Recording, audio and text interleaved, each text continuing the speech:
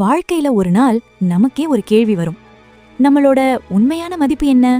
ஒரு ஊர்ல ஒரு சிறுவன் ஒரு நாள் அவன் அப்பாவை பார்த்து கேட்டான், அப்பா, என்னோட வாழ்க்கையோட மதிப்பு என்ன? அப்பா சிரிச்சுக்கிட்டே அவன் கையில ஒரு பளபளப்பான கல்ல கொடுத்து, இதோட விலை என்னன்னு தெரிஞ்சுக்கிட்டு வா. விலையை கேட்டால் பேசக்கூடாது, 2 விரல் மட்டும் காட்டுன்னு சொன்னார். முதல்ல காய்கறி கடை பாட்டியிடம் சென்றான். பாட்டி, கல்லு நல்லா இருக்கு, விலை என்னான்னு கேட்டாங்க. அவன் 2 விரல்களை காட்டினான். பாட்டி, 2 ரூபாயா, வாங்கிக்கிறேன்னாங்க.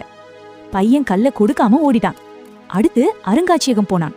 அங்கிருந்தவர், இது அபூர்வமான கல்லாச்சே என ஆச்சரியமாக கேட்டார்.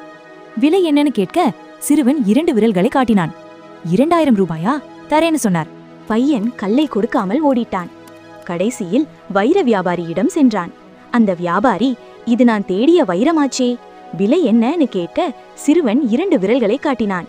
2 லட்சமா, ரொம்ப குறைவுன்னு கெஞ்சினார். பையன் கல்ல கொடுக்காம அப்பாவிடம் ஓடி வந்து, இதன் உண்மையான மதிப்பு என்னன்னு கேட்டான். அப்பா சொன்னார், தம்பி, இந்த கல்லு மாதிரி உன் மதிப்போம். உன் மதிப்பு குறைவு இல்ல, நீ இருக்கிற இடம்தான் தவறு. உன்னை மதிக்கும் இடத்துல இரு, உன் வாழ்க்கை வைரம் போல ஜொலிக்கும்.